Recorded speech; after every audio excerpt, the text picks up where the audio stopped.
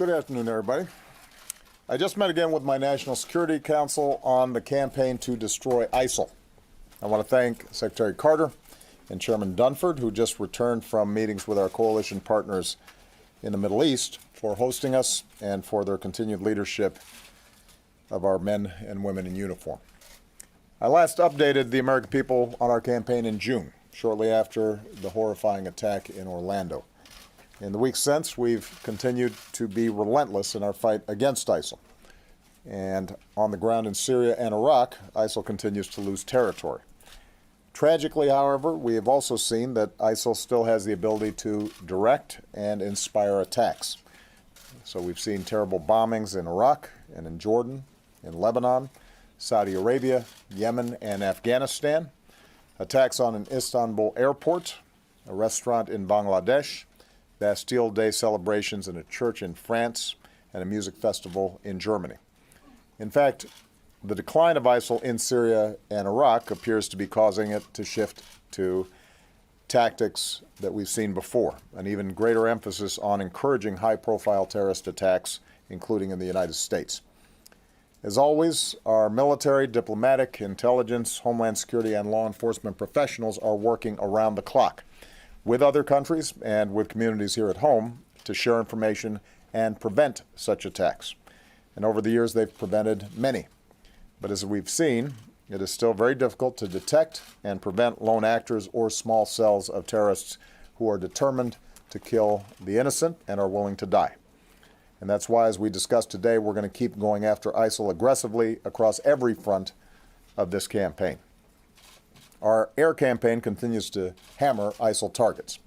More than 14,000 strikes so far, more than 100,000 sorties, including those hitting the ISIL core in Raqqa and in Mosul. And in stark contrast to ISIL, which uses civilians as human shields, America's armed forces will continue to do everything in our power to avoid civilian casualties. With our extraordinary technology, we're conducting the most precise air campaign in history.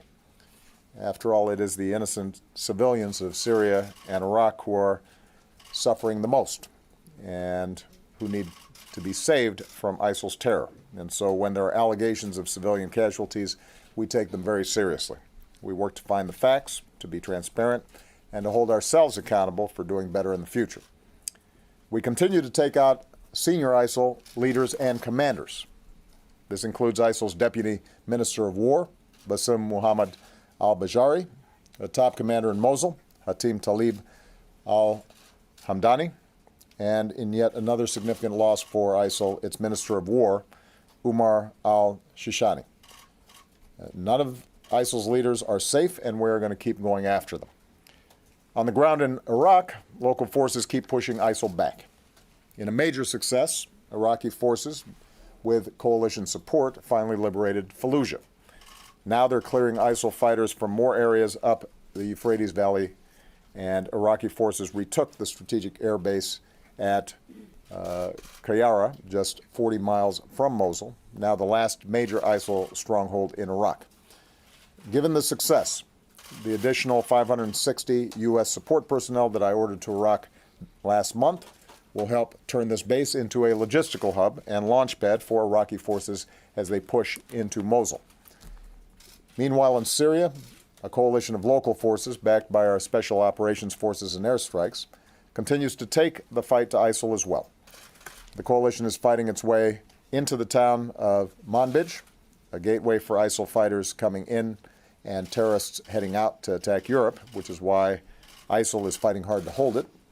As ISIL is beaten back, we're gaining vast amounts of intelligence, thousands of documents, thumb drives, digital files, which we will use to keep destroying ISIL's networks and stop foreign fighters.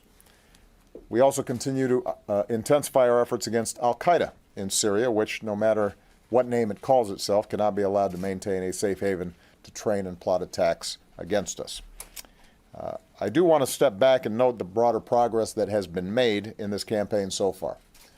2 years ago, ISIL was racing across Iraq to the outskirts of Baghdad itself, and to many observers, ISIL looked invincible.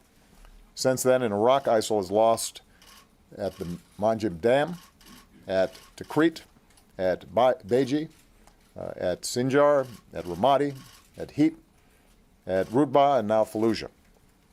In Syria, ISIL's lost at Kobani and Tel Abyad, and the Tishrin Dam and al-Shaddadi.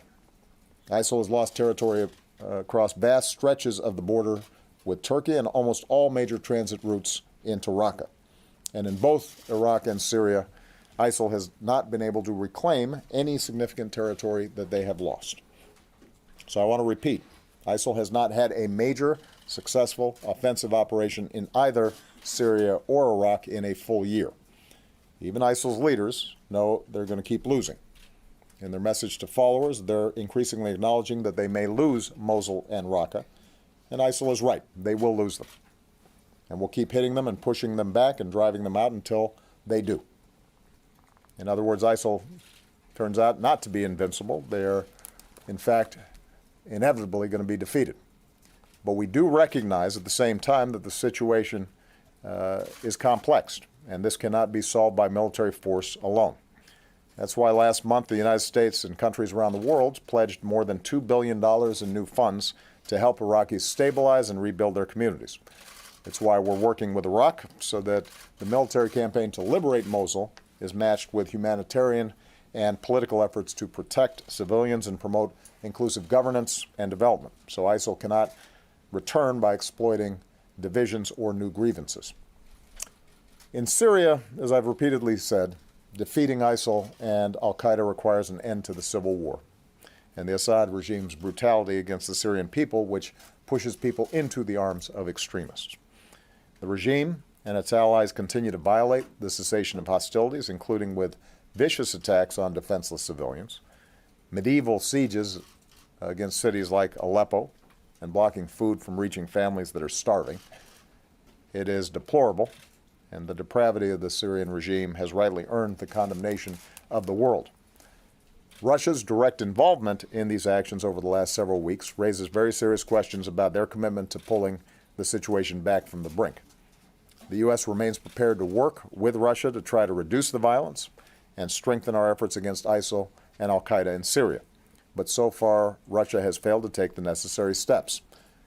Given the deteriorating situation, it is time for Russia to show that it is serious about pursuing these objectives.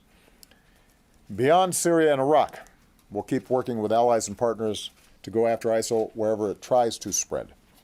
At the request of Libya's Government of National Accord, we are conducting strikes in support of government-aligned forces as they fight to retake Sirte from ISIL, and we will continue to support the government's efforts to secure their country. In Afghanistan, one of the reasons that I decided to largely maintain our current force posture was so that we could keep eliminating ISIL's presence there. And we delivered another blow last month when we took out a top ISIL leader in Afghanistan, Umar Khalifa. Finally, it should be clear by now, and no one knows this better than our military leaders, that even as we need to crush ISIL on the battlefield, their military defeat will not be enough. So long as their twisted ideology persists and drives people to violence, then groups like ISIL will keep emerging, and the international community will continue to be at risk in getting sucked into the kind of global whack-a-mole where we're always reacting to the latest threat or lone actor. And that's why we're also working to counter violent extremism more broadly, including the social, economic, and political factors that help fuel groups like ISIL and al-Qaeda in the first place. Nothing will do more to discredit ISIL and its phony claims to being a caliphate than when it loses its base in Raqqa and in Mosul. And we're going to keep working with partners, including Muslim countries and communities, especially online, to expose ISIL for what they are: murderers who kill innocent people, including Muslim families and children as they break their Ramadan fast, and who set off bombs in Medina near the Prophet's Mosque, one of the holiest sites in Islam. Moreover, we refuse to let terrorists and voices of division undermine the unity and the values of diversity and pluralism that keep our nation strong. One of the reasons that America's armed forces are the best in the world is because we draw on the skills and the talents of all of our citizens, from all backgrounds and faiths, including patriotic Muslim Americans who risk and give their lives for our freedom. And And I think the entire world was inspired this past Sunday when Muslims across France joined their Catholic neighbors at Mass and, in a moving display of solidarity, prayed together. The greeting they extended to each other has to be the message we echo in all of our countries and all of our communities. Peace be with you and also with you. Now, before I take some questions, I also want to say a few words on another topic. As our public health experts have been warning for some time, we are now seeing the first locally transmitted cases of the Zika virus by mosquitoes in the continental United States. This was predicted and predictable. So far, we've seen 15 cases in the Miami area. We're taking this extremely seriously. Our CDC experts are on the ground working shoulder to shoulder with Florida health authorities. There is a very aggressive effort underway to control mosquitoes there, and pregnant women have been urged to stay away from the particular neighborhood that we're focused on. We'll keep working as one team, federal, state, and local, to try to slow and limit the spread of the virus. I do want to be very clear, though. Our public health experts do not expect to see the kind of widespread outbreaks of Zika here that we've seen in Brazil or in Puerto Rico. The kind of mosquitoes that are most likely to carry Zika are limited to certain regions of our country. But we cannot be complacent because we do expect to see more Zika cases. And even though the symptoms for most people are mild, many may never even know that they have it, we've seen that the complications for pregnant women and their babies can be severe. So I again want to encourage every American to learn what they can do to help stop Zika by going to cdc.gov. In addition, Congress needs to do its job. Fighting Zika costs money. Helping Puerto Rico deal with its Zika crisis costs money. Research into new vaccines. And by the way, NIH just announced the first clinical trials in humans. That costs money. And that's why my administration proposed an urgent request for more funding back in February. Not only did the Republican-led Congress not pass our request, they worked to cut it. And then they left for summer recess without passing any new funds for the fight against Zika. Meanwhile, our experts at the NIH and CDC, the folks on the front lines, have been doing their best in making do by moving funds from other areas. But now the money that we need to fight Zika is rapidly running out. The situation is getting critical. For instance, without sufficient funding, NIH clinical trials, and the possibilities of a vaccine, which is well within reach, could be delayed. So this is not the time for politics. More than 40 U.S. service members have now contracted Zika overseas. In 50 U.S. states, we know of more than 1,800 cases of Zika connected to travel to infected areas, and that includes nearly 500 pregnant women. Zika is now present in almost every part of Puerto Rico, and now we have the first local transmission in Florida, and there will certainly be more. And meanwhile, Congress is on a summer recess. A lot of folks talk about protecting Americans from threats. Well, Zika is a serious threat to Americans, especially babies, right now. So once again, I want to urge the American people to call their members of Congress and tell them to do their job. Deal with this threat, help protect the American people from Zika. With that, I'm going to take some questions. I'm going to start with someone who just assumed the second most powerful office in the land, Jeff Mason, the New Correspondents Association president, also from Reuters. Jeff. Thank you, sir. Hardly powerful. And happy birthday. Thank you very much. As Islamic State loses territory, you and other officials have said that it is becoming a more traditional terrorist group. Are you satisfied that the United States and its allies have shifted strategy sufficiently to address that change? And secondly, given your comments this week about Donald Trump's volatility and lack of fitness to be president, are you concerned that he will be receiving security briefings about ISIS and other sensitive national security issues? I'm never satisfied with our response, because if you're satisfied, that means the problem's solved, and it's not. So we just spent a couple hours meeting with my top national security folks to look at what more can be done. It is absolutely necessary for us to defeat ISIL in Iraq and Syria. it is not sufficient, but it is necessary. Because so long as they have those bases, they can use their propaganda to suggest that somehow there's still some caliphate being born. And that can insinuate itself then in the minds of folks who may be willing to travel there or carry out terrorist attacks. It's also destabilizing for countries in the region at a time when the region's already unstable. So, I am pleased with the progress that we've made on the ground in Iraq and Syria. We're far from freeing Mosul and Raqqa, but what we've shown is that when it comes to conventional fights, ISIL can be beaten with partners on the ground, so long as they've got the support from coalition forces that we've been providing.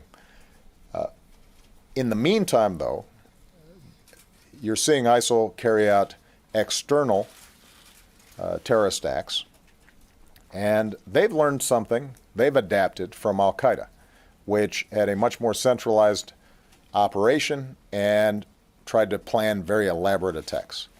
And what ISIL has figured out is that if they can convince a handful of people or even one person to carry out an attack on a subway or at a parade or some other public venue and kill scores of people as opposed to thousands of people, it still creates the kinds of fear and concern that elevates their profile.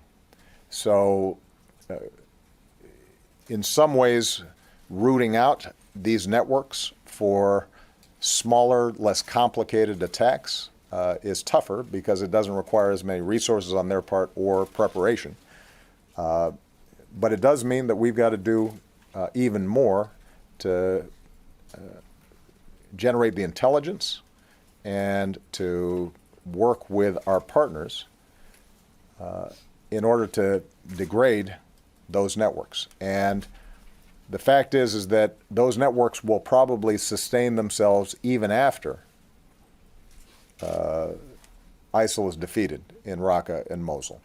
But what we've learned from our efforts to defeat al-Qaeda is that if we stay on it, our intelligence gets better, and we adapt as well. And eventually, we will dismantle these networks also.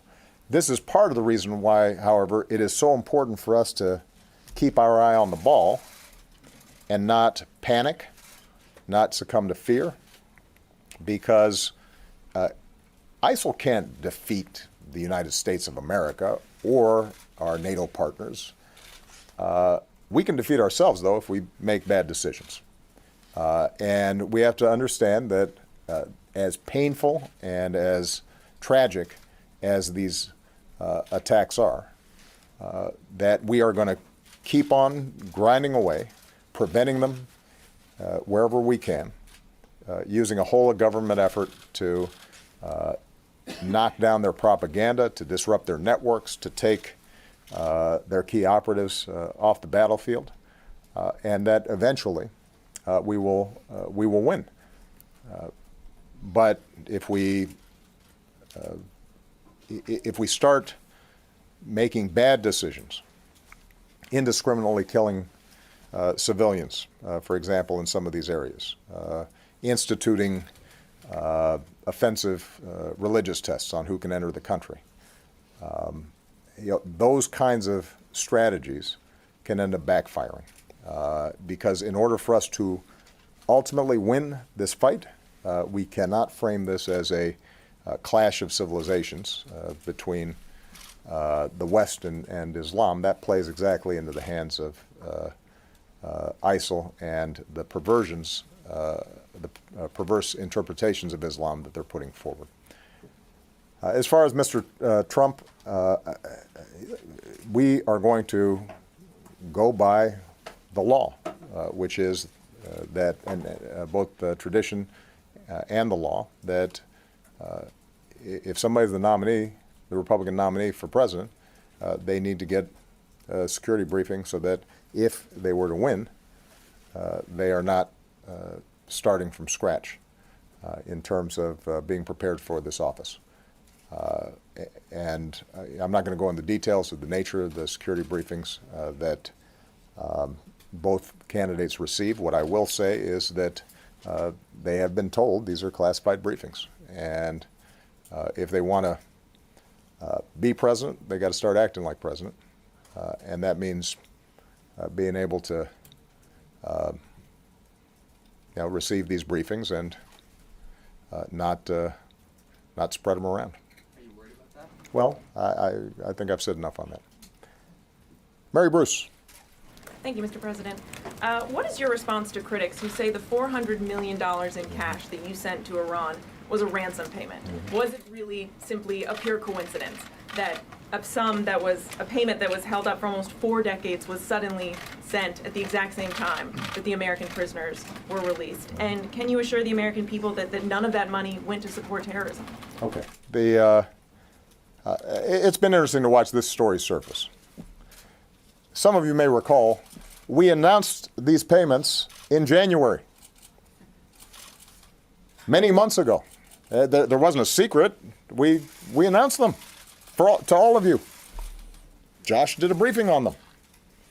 This wasn't some nefarious deal.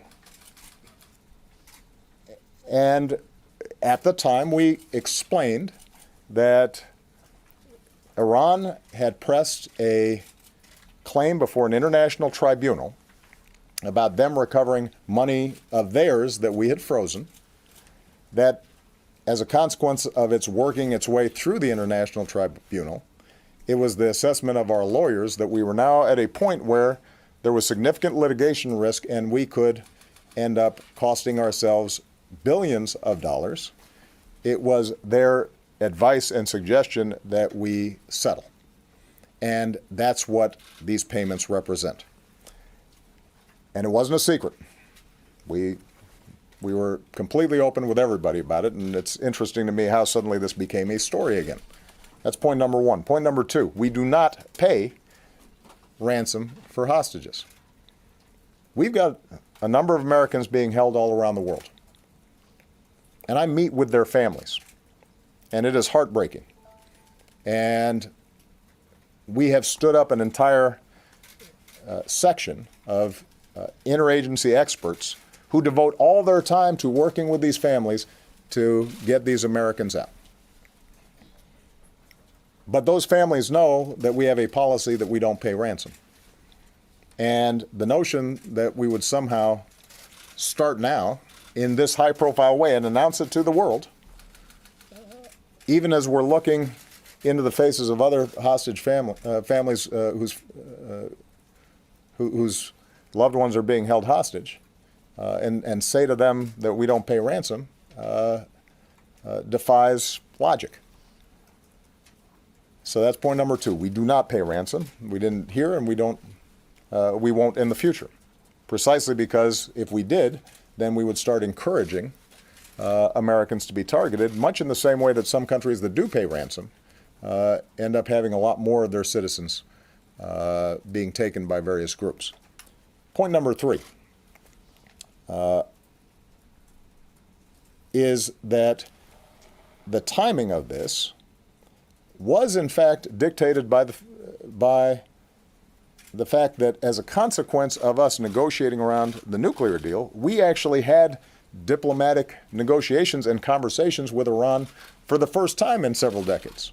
So the issue is not so much that it was a coincidence as it is that we were able to have a direct discussion. John Kerry could meet with the foreign minister, which meant that our ability to clear accounts on a number of different issues at the same time converged. And it was important for us to take advantage of that opportunity, both to deal with this litigation risk that had been raised. It was important for us to make sure that we finished the job on the Iran nuclear deal. And since we were in a conversation with them, it was important for us to be able to push them hard in getting these Americans out. And let me make a final point on this. It's now been well over a year since the agreement with Iran to stop its nuclear program was signed. And by all accounts, it has worked exactly the way we said it was going to work. You'll recall that there were all these horror stories about how Iran was going to cheat and this wasn't going to work, and Iran was going to get $150 billion to finance terrorism and all these kinds of scenarios. And none of them have come to pass. And it's not just the assessment of our intelligence community, it's the assessment of the Israeli military and intelligence community, the country that was most opposed to this deal, that acknowledges this has been a game changer and that Iran has abided by the deal and that they no longer have the sort of short-term breakout capacity that would allow them to develop nuclear weapons. So what I'm interested in is if there's some news to be made, why not have some of these folks who were predicting disaster say, you know what, this thing actually worked? Now that would be a shock. That would be impressive. If some of these folks who had said the sky is falling suddenly said, you know what, we were wrong, and we are glad that Iran no longer has the capacity to break out in short term and develop a nuclear weapon. But of course that wasn't going to happen. Instead, what we have is the manufacturing of outrage in a story that we disclosed in January. And the only bit of news that is relevant on this is the fact that we paid cash, which brings me to my last point. The reason that we had to give them cash is precisely because we are so strict in maintaining sanctions, and we do not have a banking relationship with Iran, that we couldn't send them a check. And we could not wire the money. And it is not at all clear to me why it is that cash, as opposed to a check or a wire transfer, has made this into a news story. You know, maybe because it kind of feels like some spy novel or, some, crime novel, because cash was exchanged. The reason cash was exchanged is because we don't have a banking relationship with Iran, which is precisely part of the pressure that we were able to apply to them so that they would ship a whole bunch of nuclear material out and close down a bunch of facilities that, as I remember, 2 years ago, 3 years ago, 5 years ago, was people's top fear and priority, that we make sure Iran doesn't have breakout nuclear capacity. They don't. This worked. Josh Letterman. Thank you, Mr. President. Repeatedly now, Donald Trump has said that this election will be rigged against him, challenging really the core foundation of our democratic system. Can you promise the American people that this election will be conducted in a fair way? And are you worried that comments like his could erode the public's faith in the outcome of the election? And if he does win, given that you've just declared him unfit, what will you say to the American people? Well, at the end of the day, it's the American people's decision. I have one vote. I have the same vote you do. I have the same vote that all the voters who are eligible all across the country have. I've offered my opinion, but ultimately it's the American people's decision to make collectively. And if somebody wins the election and they are president, then my constitutional responsibility is to peacefully transfer power to that individual and do everything I can to help them succeed.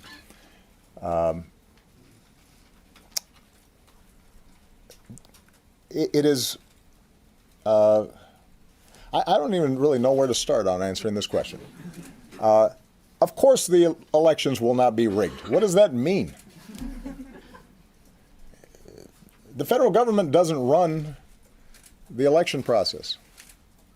States and cities and communities all across the country, they're the ones who set up the voting systems and the voting booths, and If Mr. Trump is suggesting that there is a conspiracy theory that is being propagated across the country, including in places like Texas, where typically it's not Democrats who are in charge of voting booths, that's ridiculous. That doesn't make any sense, and I don't think anybody would take that seriously.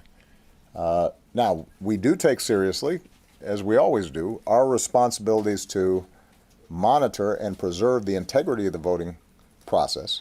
If we see signs that a voting machine or system is vulnerable to hacking, then we inform those local authorities who are running the elections that they need to be careful.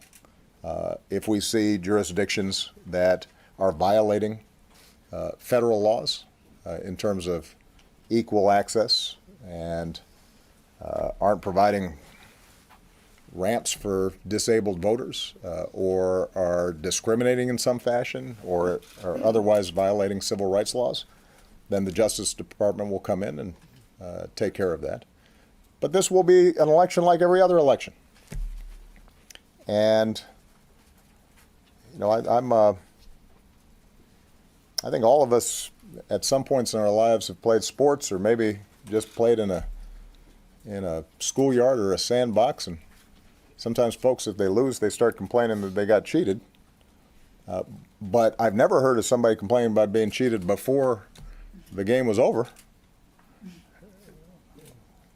or before the scores even tallied.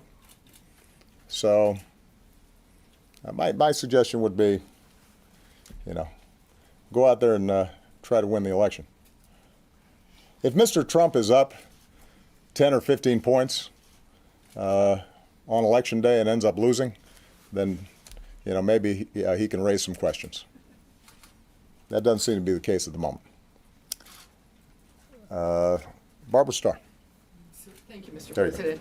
On the question of ISIS expansion that you've been talking about, because you see them expanding around the world, because you see them trying to inspire attacks, what is your current level of concern about the homeland? You talked about the protection measures, but what is your assessment about the possibility, your own intelligence advisors suggest it's possible, about the direct ISIS threat to Americans? And if I may follow up somewhat along the same lines, what is your assessment today as you stand here about whether Donald Trump can be trusted with America's nuclear weapons? You know, on your second question, and I'll sort of address this to any additional Trump questions. I would ask all of you to just make your own judgment. I've made this point already multiple times. Just listen to what Mr. Trump has to say and make your own judgment with respect to how confident you feel about his ability to manage things like our nuclear triad. With respect, sir, it suggests that you're not confident. Well, as I recall, I just answered a question about this a couple days ago, and I thought I made myself pretty clear. And I don't want to just keep on repeating it or a variation on it. I obviously have a very strong opinion about the two candidates who are running here. One is very positive, and one is not so much. And I think that you will just hear any further questions that are directed to this subject. I think you'll hear pretty much variations on the same theme.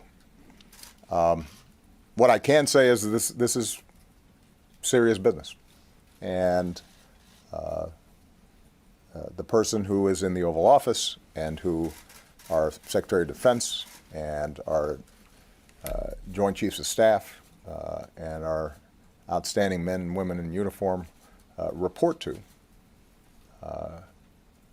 they are counting on somebody who has the temperament and good judgment to be able to make decisions to keep America safe. And that should be very much on the minds of voters when they go into the voting booth in November. In terms of the threat that ISIL poses to the homeland. I think it is serious. We take it seriously. And as I said earlier, precisely because they are less concerned about big, spectacular 9/11 style attacks, because they've seen the degree of attention they can get with smaller scale attacks using small arms or assault rifles, or in the case of Nice, France, a truck. The possibility of either a lone actor or a small cell carrying out an attack that kills people is real. And that's why our intelligence and law enforcement and military officials are working around the clock to try to anticipate potential attacks, to obtain the threads of people who might be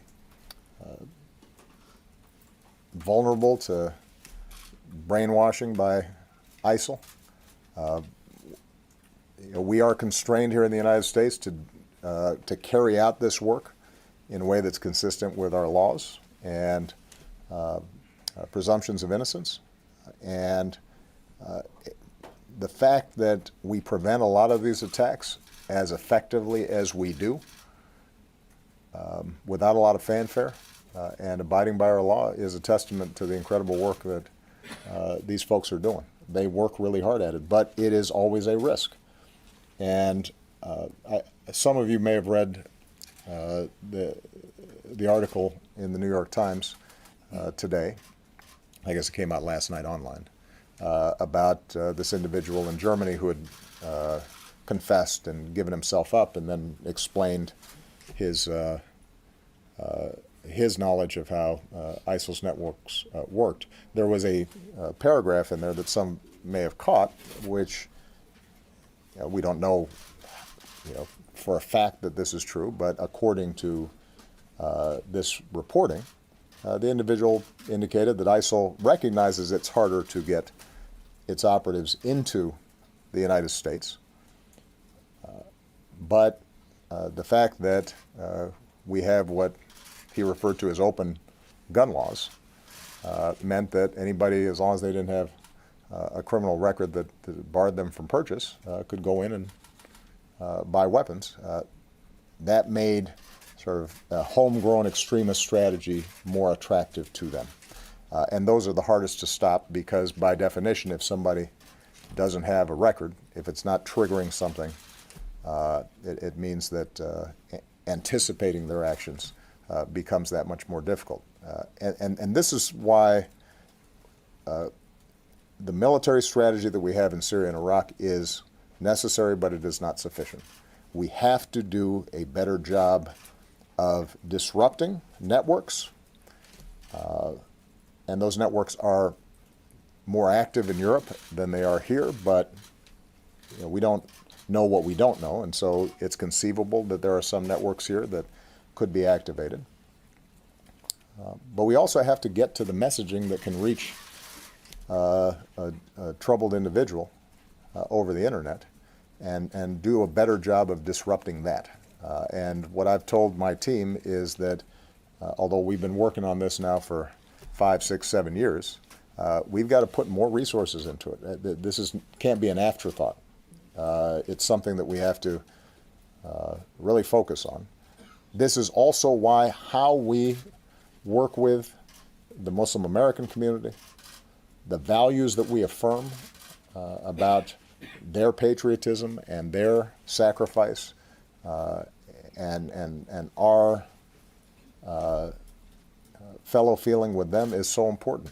One of the reasons that we don't have networks and cells that are as active here as they are in certain parts of Europe is because the Muslim American community in this country is extraordinarily patriotic and largely successful, and fights in our military and serves as our doctors and our nurses. And their communities in which they are raising their kids with love of country and a rejection of violence, and that has to be affirmed consistently. If we screw that up, then we're going to have bigger problems. Gregory Corti of USA Today. There you go. Yesterday, you commuted the sentences of 214 federal inmates. It was the largest single-day grant of commutations in the history of the American presidency. So I wanted to ask you a couple of questions about your clemency thought process. One is, you've talked about this as low-level drug offenders who got mandatory minimum sentences. But about a quarter of the commutations that you've granted also had firearms offenses. Given your overall philosophy on firearms, can you reconcile that for us? Sure. And given that previously in your presidency you had sent a memo to the Office of Pardon Attorney saying there was a sort of a predisposition against firearms being carried into clemency, why did you change your mind on that? Sure. Also, the other side of the ledger here is pardons. You've granted more commutations than any president since Calvin Coolidge. You've granted fewer pardons than any two-term president since John Adams. Right. Why is that? Is the focus on commutations taking energy away from pardons? Especially since these are, you've talked about second chances. A full pardon would give people a better chance at those second chances. Sure. And then finally, just one other thing on pardons. Many of your predecessors in the final days of their presidency have reserved that for their more politically sensitive pardons. Okay. Should we expect you to do that, or would you roll that out? Okay. I appreciate the question, Gregory, because I haven't had a chance to talk about this much, and this is an effort that I'm really proud of. It is my view, shared by Democrats and Republicans alike in many quarters, that as successful as we've been in reducing crime in this country, the extraordinary rate of incarceration of nonviolent offenders has created its own set of problems that are devastating. Entire communities have been ravaged, where largely men, but some women, are taken out of those communities. Kids are now growing up without parents. It perpetuates a cycle of poverty and disorder in their lives. It is disproportionately young men of color that are being arrested at higher rates, charged and convicted at higher rates, and imprisoned for longer sentences. And so ultimately, the fix on this is criminal justice reform, and I still hold out hope that the bipartisan effort that's taken place in Congress can finish the job, and we can have a criminal justice system, at least at the federal level, that is both smart on crime, effective on crime, but recognizes the need for proportionality in sentencing and the need to rehabilitate those who commit crimes. But even as that slow process of criminal justice reform goes forward, what I wanted to see is if we could reinvigorate the pardon process and commutation process that had become stalled over the course of several years, partly because it's politically risky. You commute somebody and they commit a crime, and the politics of it are tough, and everybody remembers the Willie Horton ad. And so the bias, I think, of my predecessors and, frankly, a number of my advisors early in my presidency is be careful about that. But I thought it was very important for us to send a clear message that we believe in the principles behind criminal justice reform, even if ultimately we need legislation. So we have focused more on commutations than we have on pardons. I would argue, Gregory, that by the time I leave office, the number of pardons that we grant will be roughly in line with what other presidents have done. But standing up this commutations process has required a lot of effort, a lot of energy, and it's not like we got a new slug of money to do it. So you've got limited resources. The primary job of the Justice Department is to prevent crime and to convict those who have committed crimes and to keep the American people safe. And that means that you've had this extraordinary and Herculean effort by a lot of people inside the Justice Department to go above and beyond what they're doing to also review these petitions that have been taking place. And we've been able to get bar organizations around the country to participate, to kind of screen and help people apply.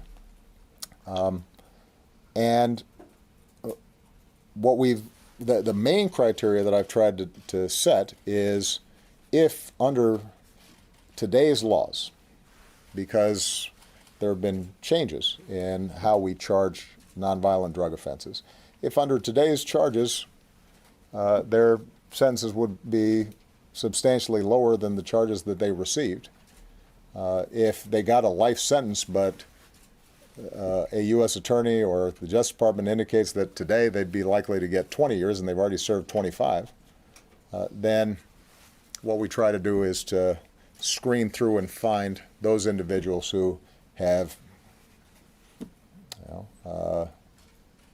paid their debt to society, that have behaved themselves and tried to reform themselves while incarcerated, and we think have a good chance of being able to use that second chance well.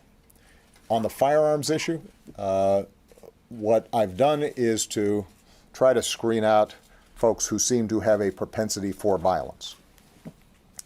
And these are just hypotheticals, but there may be a situation where a kid at 18 was a member of a gang, had a firearm, did not use it in the offense that he was charged in.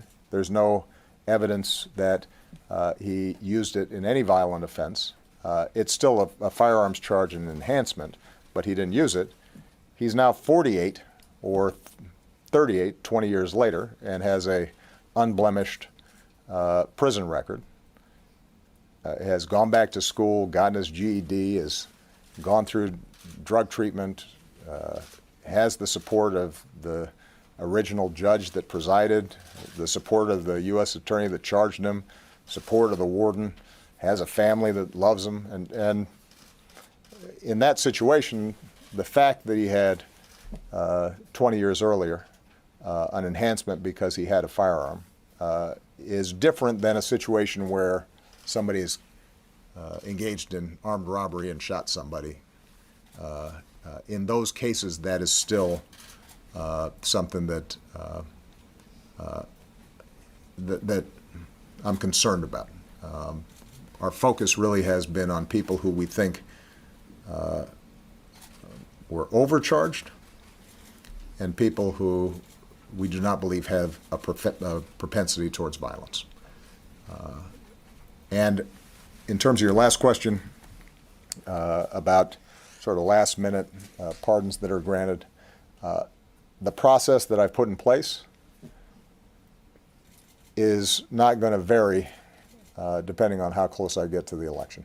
So it's going to be reviewed by the pardon attorney.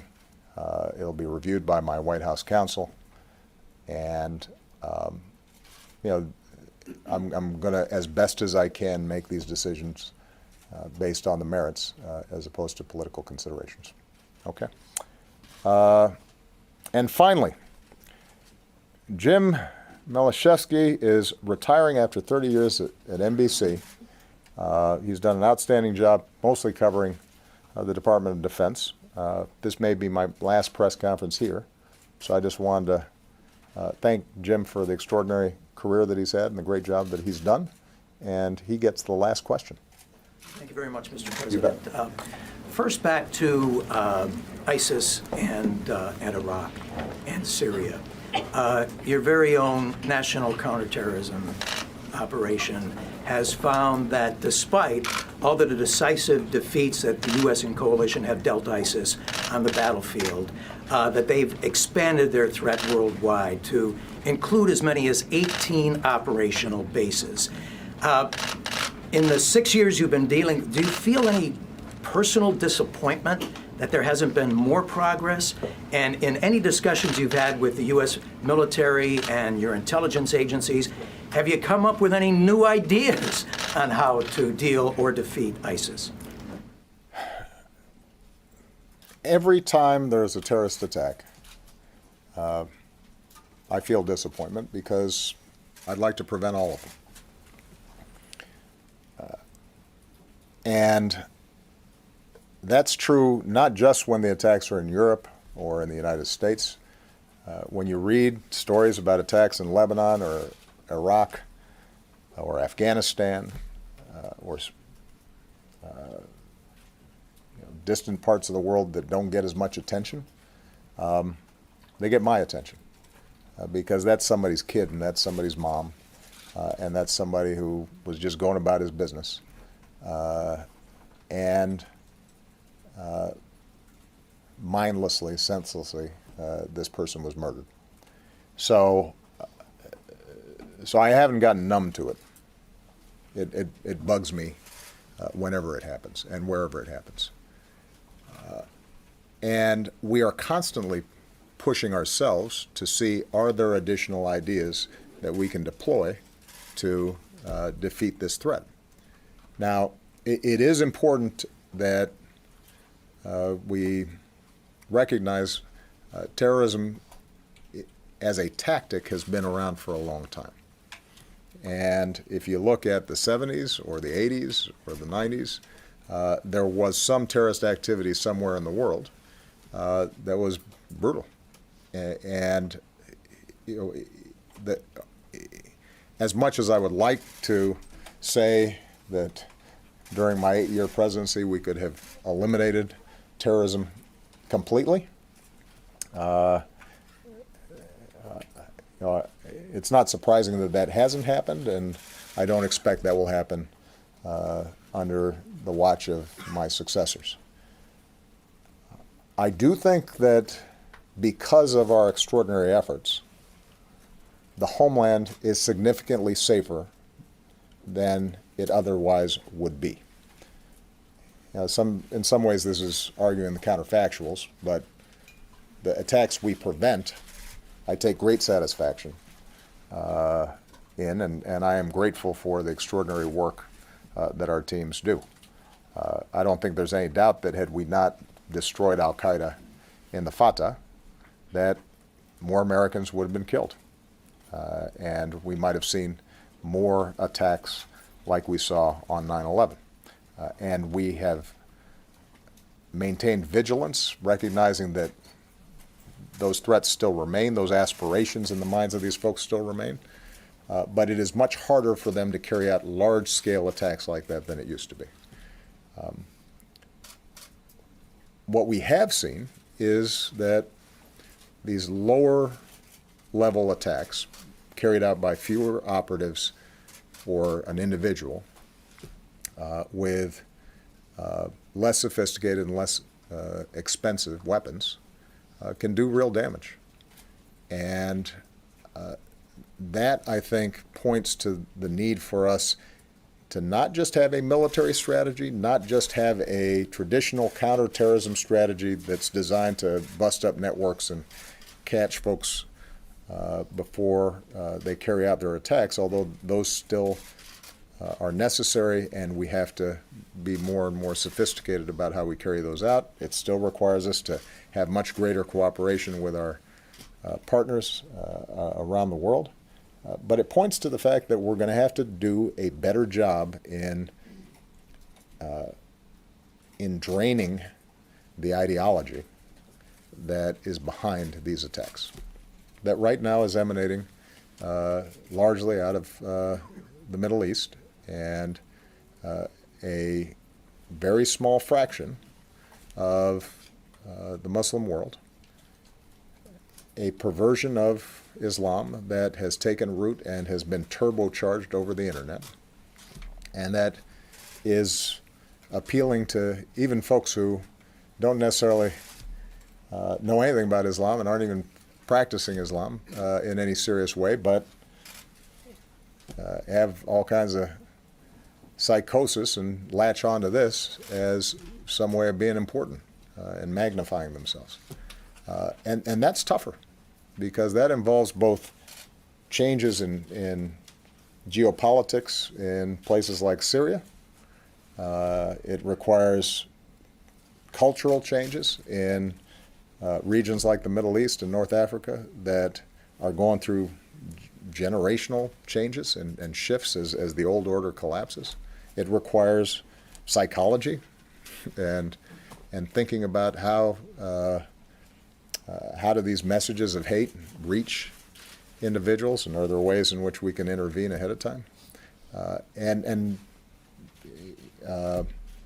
All that work is being done, and we've got the very best people at it, and each day they're making a difference in saving lives, not just here, but around the world.